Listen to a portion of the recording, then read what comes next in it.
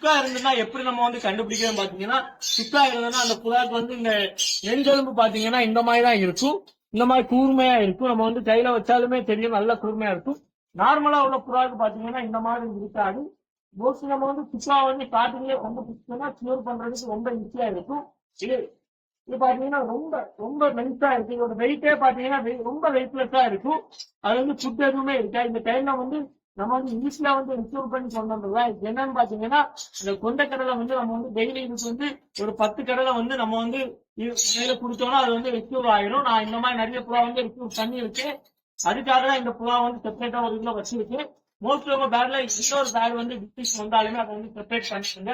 அப்படி இல்லைன்னு பாத்தீங்கன்னா வேற பேடுக்கு வந்து டிசீஸ் வந்துடும். எதனாலன்னா இது வந்து தண்ணி குடிக்கும், திரும்ப வேற பேட் வந்து இந்த தண்ணியை குடிக்கும். இந்த மாதிரி வரும்போது டிசீஸ் வந்து வேற புறாக்கும் பரவுவதற்கு வாய்ப்பு இருக்கு. இதோட எச்சத்தையும் எச்சம் மூலமாகவும் பரவுவதற்கு ரொம்ப வாய்ப்பு இருக்கு. அதனால நம்ம இந்த பேட் வந்து செப்பரேட் பண்ணிருக்கோம்.